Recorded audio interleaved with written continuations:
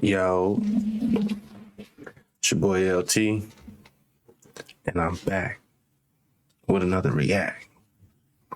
Yeah, I'm back, and I ain't even got much to say. The second video, I ain't did much today.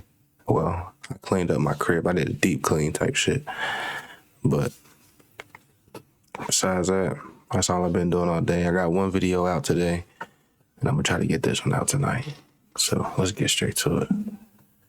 This one, when a suspect accidentally admits they are... Hurry in for an... I'm here. I don't know what that's about. But it says when a suspect accidentally admit that they are the murderer. Let's get it. Most of the time, the cops have to work incredibly hard to crack a case, but what happens when the suspects solve it for them? In this video, we'll cover 4 examples of this, starting with Brian E. Mason. On March 26, 2023, 58-year-old Brian E. Mason calmly walked up to a Miamisburg police officer and confessed that he accidentally killed a friend of his. This body cam footage shows the moment Mason turned himself in. Hey, how you doing? Yeah, lobby's closed. Okay. Hey, What's going on? I'm here to turn myself in. Okay, what's going on? I had an accident last night. Okay. I was showing an old friend of mine how to use this gun that she was needing, that she asked for, and it went off and it shot her in the chest. Okay. And I've been running around scared all Where is this day. at? Up on Miami-Montgomery County Line Road. Okay. You just want to set your water right there? Sure. Just put yourself up there. You got any weapons on you right now? No. Okay. Just put your hands behind your back for me. Okay. I'm just going to detain you right now based on what you're... That's a very honest man. Very honest. He got a guilty conscience. That's how I Tell am. me. Right. I understand. You want to talk to me? I'll still talk to you. Okay. Right. Does this person need assistance or help, or... You have 2 sets of cuffs? I can put 2 sets on you in a second, okay? Does this person need help right now, or are they deceased, or what? They're deceased. Does anybody else know about this? No. I don't know. Okay. I don't know. I've been waiting. Where is this address, actually, that you're at? I don't know the actual number. Is this her house or your house, or No, it's a friend of mine's house. what county is it in? It's on the Miami County side, but it's on Miami-Montgomery County Line Road. Miamisburg 311. I'll be in the back lot with 1. Can you do a miscellaneous call? I have 1 detained. Can you start 310? What's your name, sir? I'm Brian. Brian? Brian I'm Mason. Officer Dooley. I'm just going to check you down. Go right ahead. Mason told the officer that while he was showing a friend of his a gun and went off and shot her in the chest. He claimed that it was an accident, but if that was true, it wouldn't explain why he waited a whole day to contact the police. If it were truly an accident, you'd think he would have called 911 right away. Where did this happen? Up on the Miami-Montgomery County Line Road. Miami-Montgomery County, or do you have an address? I don't know her house number. What's her name? I think it's in the 9000 series. Okay. Her name is Michelle Elliott. What's her age, approximately? 57. Same age as me. I've known her for 50 years. Is this her address? Yes. But when she lives in the 9000 block of Miami County Line Road, and her name's Michelle Elliott. Yes. What kind of cars are in the driveway? Yeah, none. There's none. What does the house look like? If you could describe it to me so I could describe it to somebody else. 3-bedroom brick ranch. Like, what color is the garage door? White? I pulled up Google Maps or something. Would you be able to show me the house? Yes. Okay, let's go do that. In the basement. Do you mind? Will you come downstairs to the interview room with us? No problem. So I'm just gonna pat you down one more time. Is that cool with you? Yeah. Okay. The officer's main objective at this moment is to figure out where all of this happened, but more importantly, who the victim is. Mason tells the officers the name of the person who was shot and that she is deceased, but can't seem to remember the address where the incident took place. The officers need to search for more information, so one officer decides to take Mason inside for further questioning while the other searches the suspect's truck.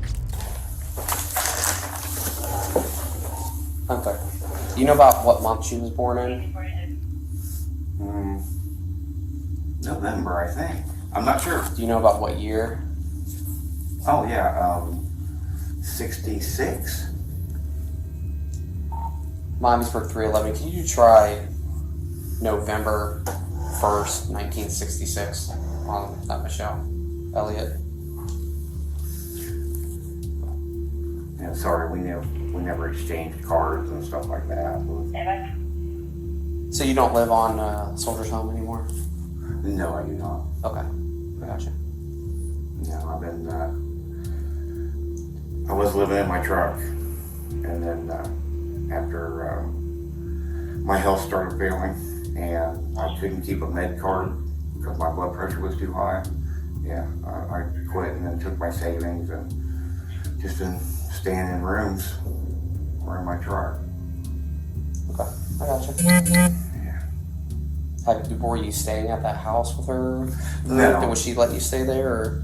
No, well, she offered, but because of her debilitating disease, I couldn't. It was too tough to be around her. Okay. It was too tough to be around her when she was drunk and high.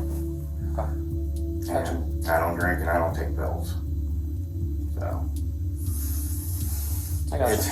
that's what we argued about all the time. You know, if it was, As soon as I'd have turned myself in, I'd have said, I want a lawyer. and if I ignored it, it was fine. I had to put up with the way she acted I'm not saying nothing. under the influence. Mm-hmm. Mason stopped this officer, turned himself in, and is cooperating with the cops. But this officer might be wondering why exactly he did that. Was there an ulterior motive? Is he trying to avoid prison? If he was truly innocent, he doesn't seem visually upset about the death of his lifelong friend.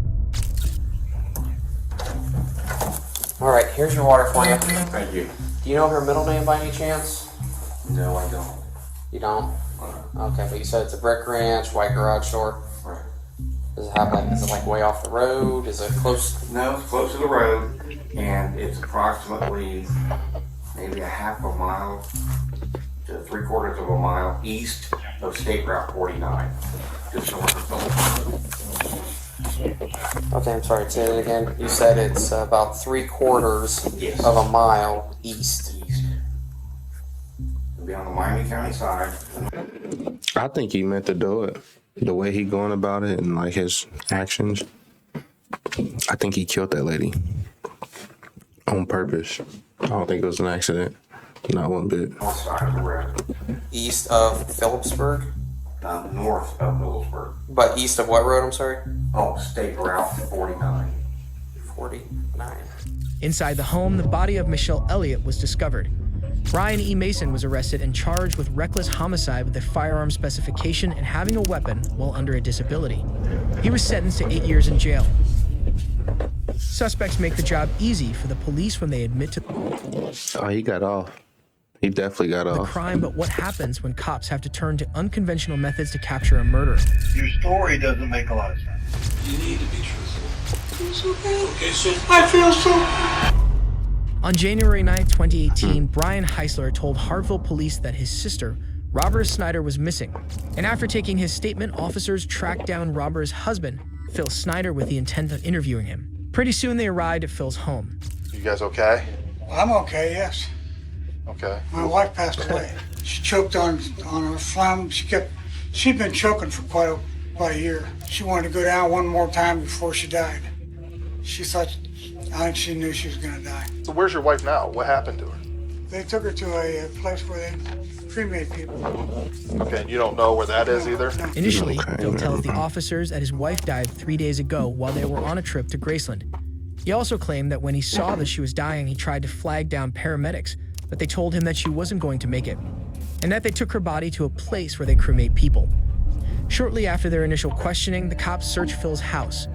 They pour through receipts and even dig through Robert's purse for clues before eventually sitting down with Phil and interviewing him a second time.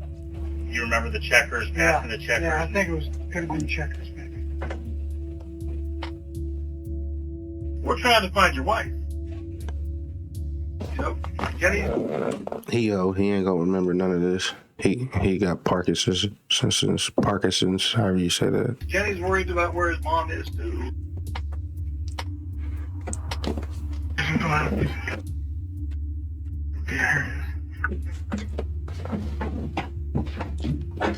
I've been a cop for 40 years.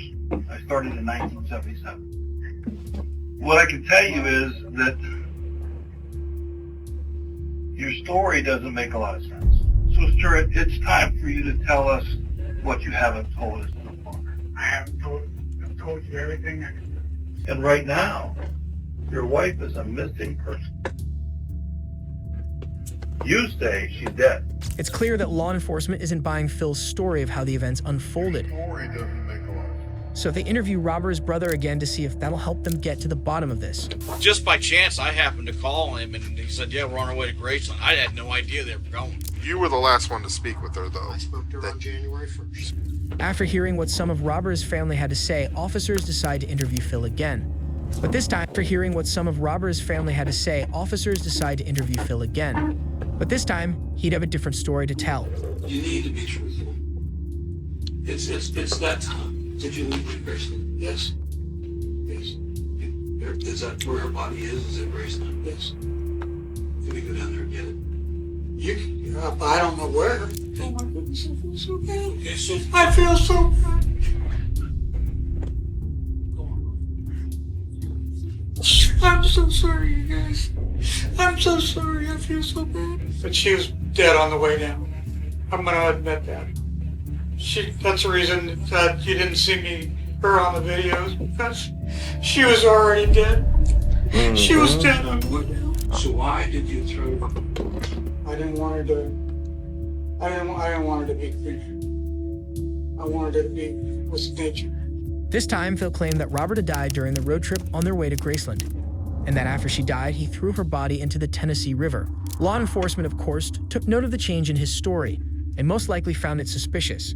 So the next step was to bring in cadaver dogs into the residence to see if Phil was hiding anything. He is looking at a red bin. There's no body here, but there's a very bad smell in this tote. He won't leave it.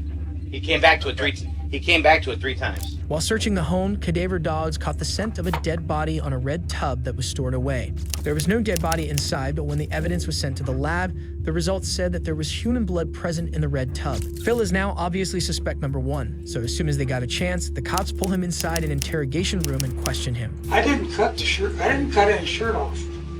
Well, the science says that's not true. I carried her out of the house. Over your shoulder? Yeah. Drag her? No. Dad, do you understand what's going on here? Where is Roberta? In the Tennessee River. And the floor of your truck looked like a constellation. It was so bright. You're guilty of something. I'm not. I didn't kill my wife. The interrogation starts to get frustrating for the officers as Phil begins to spin his third version of the That's why I felt story. so bad. At first, he told officers that Robert choked on phlegm and died. The second time he spoke to officers, he claimed that she died on their way to Graceland. But this time he tells the cops that she died of natural causes and that he wrapped her up in garbage bags and disposed of her body in the Tennessee River. Yet officers don't believe him because a luminal test showed that there was blood present in the floor of his car. Additionally, the cops tell Phil that he failed his polygraph. But he sticks to his story despite this information, so the interrogation hits a dead end. So the officers had to take a more unorthodox approach to solve the case. They enlisted undercover cop Joan Bohr for help. The plan was simple. Put on a wire, befriend Phil, earn his trust, and record his confession. Now, do they have good coffee here? Really? Yeah, I just got divorced in Cincinnati. I got 2 grown kids. I take care of her in the afternoon, then all night. And she needs a break from me. We have a fine speech here. You do, don't you? Don't get friendly with him. Oh, really? Would that go there? He's the one his wife's missing. Somebody was telling me about that. That's, yeah. They can't find the body, so they can't charge him. Do you think he did it? He said he did, and then he's not well in the head. Drive for an hour, I'll drive for an hour. Okay. So, Phil, what do you think of the donuts? Oh, very, very good. Were they good? So Joan adopts the alias Missy and walks inside this Burger King with the goal of befriending Phil. Their conversations start out very surface level. They share their opinion of the coffee with each other. But soon they share more about themselves. Joan even tells Phil about her kids and about her sick mother. Pretty soon, Joan is meeting Phil at the Burger King every day. Joan even makes another friend, who seems to have some advice for her. Joan and Phil get closer and closer, so much so that Joan even buys Phil some donuts for his birthday. What I did first was I said the paramedics in Memphis took her because she died on her way to Memphis. Oh, okay. I lied to them, Right. so they figured it out. Yeah, but But since I lied to them, they spent all that time searching for her. like you said, as long as they don't have the body, they can't tell what she died from. Do you think they're gonna find her? No, because I don't think she's in the Tennessee River. No. Where do you think she is? I don't know. I'm dying to know. I didn't do anything. She died. Oh, come on, Phil. She died. So what do you think? I hit her in the head with a hammer and I killed her? Maybe I could if I got mad enough. But I didn't do that. So what do you do with that in the trash? Yeah. You said take it to the dump. Oh, you put her in the dumpster. That's a scenario. I know, but okay. Oh, then she's buried 10 feet deep in garbage now. So you think I whacked her? Did you? If you roll your mom over in bed and she's asleep, Yeah. you put your head down Yeah. and she dies. Yeah. She smokes. You aren't working for the Hartsville Police, are you? Are you kidding me? No. Yes, there was a little bit of blood, but it was on the plastic. They didn't find. And then the lamp had, this is scenario. Uh-huh. This is all scenario. Right. The lamp that she was working on had some specks on it that I noticed. You got rid of the I lamp? said, oh, put it in there, and the plywood that was in the back of the truck, put it in there. That's the reason the dog didn't find it. I want you to come back tomorrow, so I'm not going to tell you anything. No. Say there's a marriage of convenience. Then somebody gets $900 a month. interesting. Bizarre. It's just an idea. I had had enough. I had enough. It was a pretty good argument the night before. Yeah. But I didn't kill her. Actually, I kind of did. Yeah, kind of. Yeah.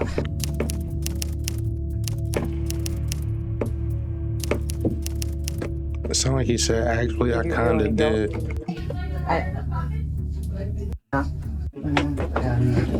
It was a pretty good argument the night before. Yeah. But I didn't kill her. Actually, I kind of did. Yeah, kind of. Yeah.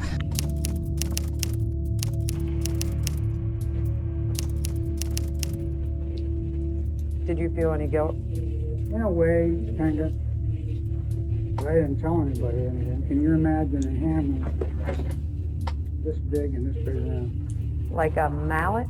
Yeah, 2 pounds. Okay. Just scenario. Right. Say I bonked her in the head. Right. Well, I keep saying it's a scenario. We know you did it. Scenario. Right. I put a bag over her head and I put it in a Rubbermaid, just scenario. Right. Container. Put it in the back of the truck. In a separate one than you put her? Separate. Okay. Joe and Phil meet at Wendy's, and this time she asks him how his wife died, and he seems convinced that he's led the cops in the wrong direction. And so Joan takes this opportunity to dig deeper, while Phil just talks about potential scenarios of how his wife could have died. By this point, Joan has convinced Phil that she is a dying mother and that she had thought about killing her before. And he seems to have some advice for how she could pull that off. Put your head down. Yeah. They continue talking, and eventually Phil gives yet another story of how Robert had died. This time telling Joan that she died on the couch and rolled over on a plastic tarp that was on the floor. Then continued to explain that he put her body in a plastic container. The next day, they meet at McDonald's, and this time Phil has a proposition for Joan. Phil has the idea to move to Cincinnati with her, and in exchange he'd offer $900 a month from his pension. Joan thinks about it and takes the opportunity to give him an ultimatum. She won't do it until she hears the truth. After having an argument the night before, Phil says that he put a cloth over Robert's face while she was asleep and hit her with a hammer. I bonked her in the head. He tells Joan that he put a bag over her head and her body in a plastic container, then disposed of it while on his way to Tennessee. So finally, after weeks and weeks of one-on-one meetings, Joan finally was able to get enough information out of him to warrant an arrest. How are you? Coming up on Hunky Dory. Peachy Keen. Step up. You're kidding. Step up. Put your hands right there. Put your hands on it. Okay. Both hands. Information out of him to warrant They an pulled arrest. up on him? How are you? Coming up on Hunky Dory. So finally, after weeks and weeks of one-on-one meetings, Joan finally was able to get enough information out of him to warrant an arrest. How are you? Coming up on Hunky Quarters. Peachy Key. Step up. You're kidding. Step up. Yeah, right there. Okay. Both hands. Fun of games are over. All right, Phil. You have the right to remain silent. Anything you say can and will be used against you in court. Phil Snyder pleaded guilty to murder and was sentenced to 20 years to life in prison. I guess sometimes you have to wear a wire in order to capture a killer, but what when you already 90 years old, 20 years is life. happens when the murder suspect is too young to drive? I'm so sorry! I don't know what's chest! I'm so sorry, Mom! I'm sorry! On January 5th, 2023, this 12-year-old girl was arrested for fatally stabbing her 9-year-old brother. Body cam captures the heartbreaking moments that Tulsa police witnessed that led to her arrest. I'm so Come here. sorry. Come here. I'm so sorry! I'm so sorry! We're just gonna put handcuffs on just for now. I'm sorry, just pull up your pants. Where's the I'm knife? sorry, Dad! I'm sorry! I don't know what's chest! I'm so sorry, Mom! I'm sorry! Please! I'm so sorry! That's crazy. I am sorry, Mom! I'm so sorry! I had to beat her How ass. old are you? I'm 12 years old! Where's the knife? I was upstairs in my room and I threw it out the window and it's behind the apartment right here. You threw it where? I threw it out my window upstairs. Right up here? Not right there. It's the room. It's the other room. It's right behind the apartment. This apartment right here. So where would the knife be? On that side? Right behind. Yeah. The knife? I'm so f***ing sorry, Mama. I'm so sorry. I don't know what happened. This is some demonic shit. I'm so sorry. What's your mom's name? What's your mom's name? I gotta go with him. I'm so sorry. I don't know what the What makes you just do that though? Like, if you so sorry, go ahead and just explain. Tell exactly what's going on right now, because I want to know. happened. I don't know what happened. I don't know what happened. Come over here so we're out of the paramedics way. I don't know what happened. I'm so sorry. Hey, what's your name? Seat for me. Sit crisscross on the grass, okay? Just sit there for a second. You don't have the knife on you, right? No, I swear I don't. I'm Sorry. sorry. I don't. I'm sorry. I don't know what happened.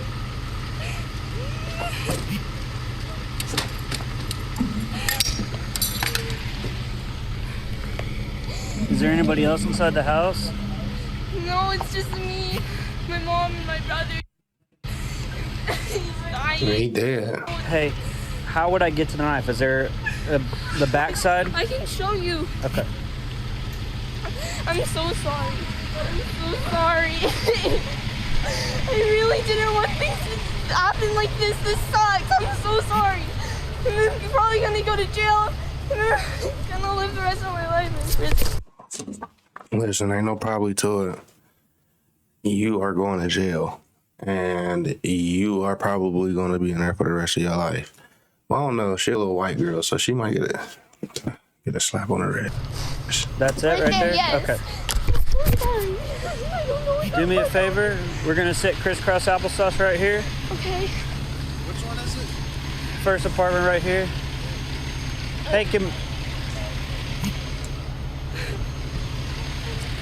she threw the knife over here. Stay there. It's right there.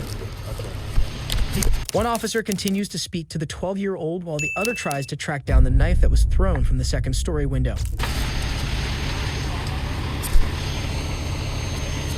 I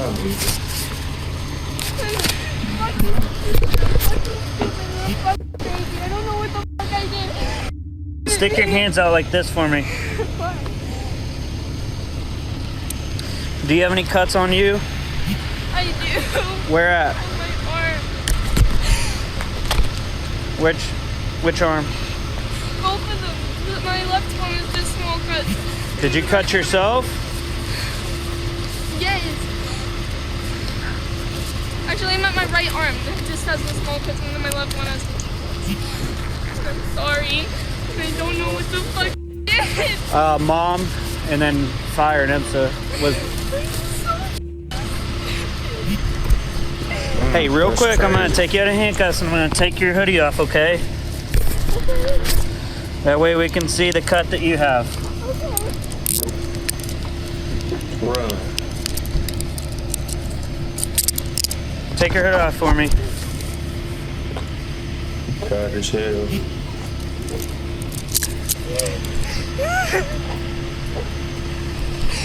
Is it just those? Those look old. Are they old? This Oh, one those- and this yeah, one, those are a little- This one, those are old with like. Do you have any new? One that's brand new. This was brand That's new. from today? Yes. And it's so fucking With the good. same knife? Yes. It's hard to come up with any reasons as to what would bring a 12-year-old to do this horrendous act. But law Right. enforcement would soon interview her mother to try to find any motive. She's never been aggressive or anything. Yeah. It's not like her. Like it's like they bully each other like brother and sisters, but it's never they never like fist fight or do anything like that. So It this was is just completely. he was in bed. He was downstairs trying to sleep. I don't know why she even went down there. Like what the hell was she? I don't understand any of it. All I know is I heard him screaming. The worst scream ever, and I thought maybe he was having a nightmare, so I started trying to wake him up, and there's blood everywhere. And he said, she stabbed me. I was like, ew. And he started going in and out of consciousness, and so that's what they told me to put him on the floor, do chest compressions, and I couldn't find my daughter anywhere. I was screaming her name, and she ran out after she did it because she was scared. And So right now she's safe and she's in custody with us right now. It is a really this is a very. There's no words that I can tell you that's gonna. so weird. Why But- would she do that? Those are answers we're gonna be looking for. And Yeah, like it's just weird. They don't really get along that great, but I just never would have assumed she'd do something like that. That's crazy to me. Like she was like, I don't know why. It was crazy. I don't know. She doesn't even curse. Like I don't know. it's just I can. She's not a bad kid. Like she doesn't do bad She was things. You know what I possessed. mean? Like It's she totally doesn't get in out of the- trouble. It was yeah. weird. Yeah. The officers came out of the interview empty-handed and with no better understanding as to why it all happened. The young teen has still not been charged. Luckily, in that instance, the cops were able to find some answers fairly quickly. But what happens when the murderer returns to the scene of the crime? And you didn't need to figure it out what happened. On July 25, 2022, body cam footage worn by a police officer captures the moment that Marek Hecko walked by a crime scene the officer was guarding. He was clearly intoxicated, which led to the officer speaking with Hecko. Who are you looking for? I'm looking for I can help her. What's going on? and Uniform what one happened. night? Yeah, I can help her. What's going on? Yeah. No, I know what happened. I know the people they involved. So, Go again. but need to dig deep, Thank you. What's your name? I'm not gonna tell you my name. I don't give a because I know what happened. And you need me to figure it out what happened. If you don't have me, you don't know what happened. I Looking just for know that some guy come here Yeah. and he some guy. I don't know what happened. Right. I don't know what happened. He just got. You're gonna Bro, think that's about public me, but it's intoxication. not gonna be me because if That was a black person that got him. So you think something's happened to a male in this address? No, I know what happened. What I know happened then? everything. Tell me I know what everything. happened. This city is mine. I'm not gonna This tell you city's what yours, is it? Yeah, this city is mine. The officers initially dealt with this guy as if he was just a drunk, but they would soon realize that he was a prime suspect in the murder of a man in the neighborhood he was walking through. In fact, it's believed that he was intentionally returning to the scene of the crime. Can you get in the van, please? You've been arrested, okay? We're trying I've been arrested, we're yeah, so trying- send me the we're law. trying not. Okay, we're send trying me- not to manhandle you, but we need you to get in the van. Days after being arrested, Hecko was charged with murder, found guilty, and sentenced to life in prison. All right, yo. That's it. I'm out. I'm going to bed. This video will be out tomorrow, and I'm out.